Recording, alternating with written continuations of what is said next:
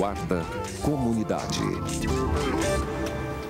Olá, bom dia. Olha, um dos momentos mais marcantes e dolorosos da vida das pessoas é a vivência das perdas de um ente querido.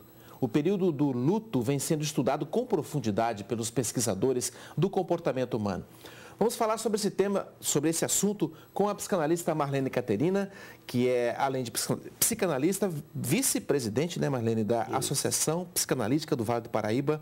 Trabalha em Jacareí, trabalha em São José dos Campos. Só que neste programa nós também vamos ter outros enfoques a abordar. Eu achei muito interessante isso, para te trazer aqui, Marlene, porque as suas pesquisas já duram um longo tempo e esses outros tipos de luto que incomodam as pessoas ainda em vida.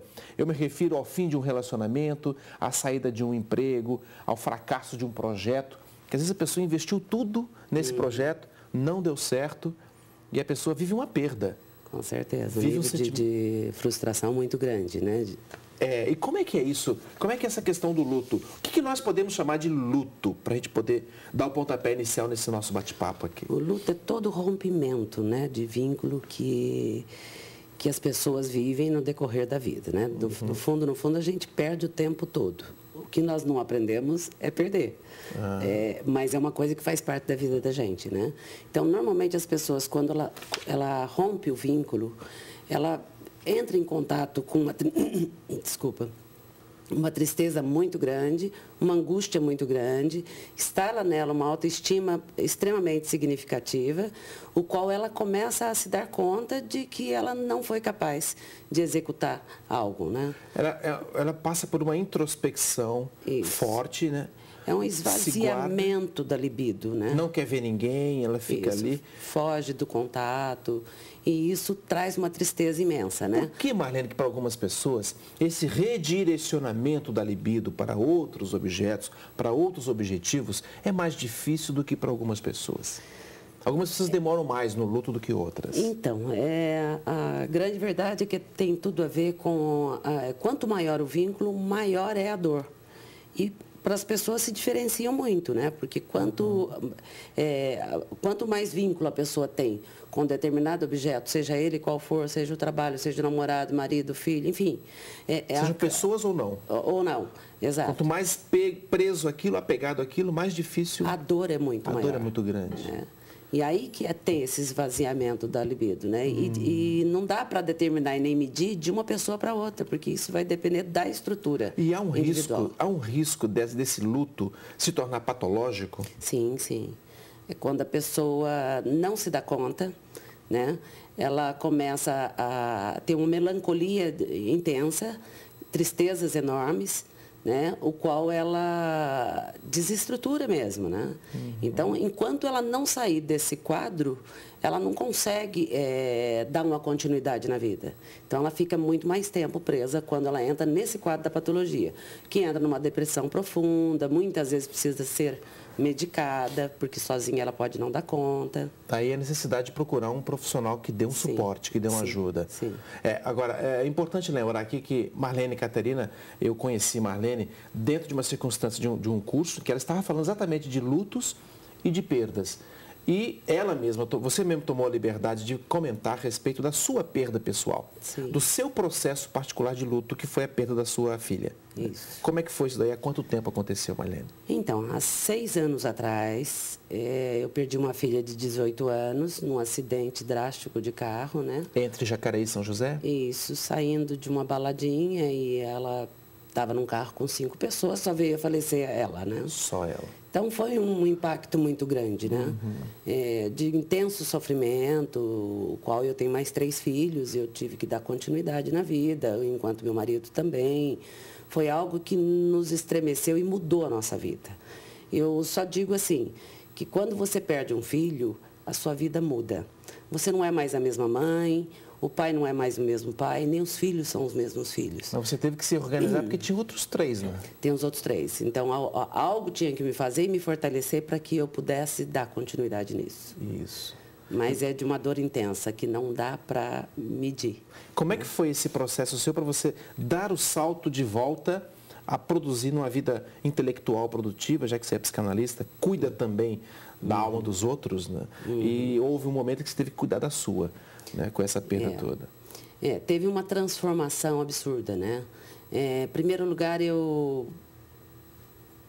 a princípio eu pensei em parar com tudo, porque você pensa, você desorganiza tanto que você imagina que você não daria conta de mais nada. Porque um filho de 18 anos, um projeto de vida a se construir ainda, né? Com certeza. Morrer assim de um jeito tão drástico, né? É desmoronamento de uma expectativa muito grande. Primeiro porque ela fazia psicologia, estava no 2º ano.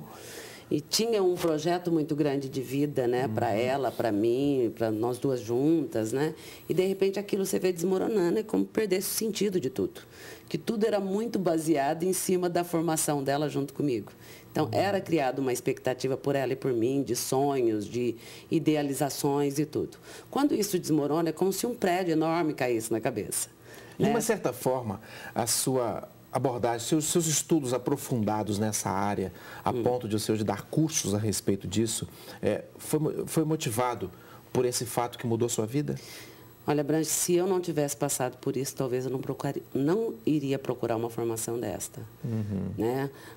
A princípio, né, eu agradeço muito meu marido, porque ele me incentivou muito. Ele buscou uma especialidade em luto para fazer uma terapia em São Paulo, na 4ª estação. E chegando lá, a Maria Helena Bromberg nos informou desta formação, se propôs a que eu entrasse em contato com ela, e isso me despertou um desejo muito grande de poder entender o meu próprio luto, para que eu pudesse escutar as pessoas, porque até então eu atendia pacientes que tinham perdido filhos, ou pacientes que tinham medo de perder e que não tinham vivido ainda um luto, mas que me procurava para poder saber como seria se ela viesse a perder. Olha só. E, de repente, eu me vejo nesta situação onde eu consegui ajudar as pessoas, mas não imaginava como seria isso, eu vivendo essa situação. Então, para mim, foi de uma experiência de ganhos muito grandes em relação a isso. Inclusive, neste programa, Marlene, ele é um complemento dessa missão que você traz agora na sua vida, que é de outras pessoas que já vieram aqui da entrevista, que é falar para milhares e milhares de pessoas que estão nos assistindo as experiências que viveram aqui. Então, no seu caso, você viveu essa experiência, se preparou para orientar as pessoas e hoje é como se você estivesse falando para um estádio cheio de gente, te ouvindo e sentindo que esta mulher que aqui está tem uma experiência no assunto que estudou a fundo e de que trata.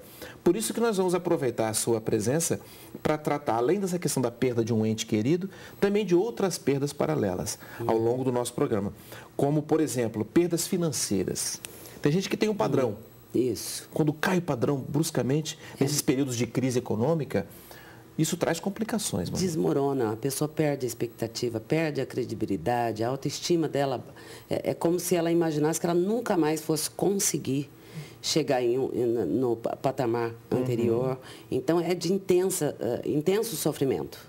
Né? Algumas pessoas são muito vinculadas à questão do dinheiro, né? Sim. E essa vinculação faz parte da identidade da pessoa. Com certeza. Se ela se ela não soubesse continuar vivendo sem aquilo tudo que ela um dia já teve. Então, é muito mais fácil você começar a crescer e adquirir as coisas que você deseja, né? Do que quando você chega num determinado patamar, você perde tudo. Então, a aceitação de quem já teve e perde é muito mais difícil do que aquele que está conquistando, né? Tá vendo? Nós estamos falando de luto aqui, é isso, a questão da perda. Daqui a pouco vamos voltar no segundo bloco com Marlene Caterina, falando a respeito de outros tipos de perda, como, por exemplo, a perda da juventude e o avançar da idade. Qual é o impacto disso na vida das pessoas? Até já.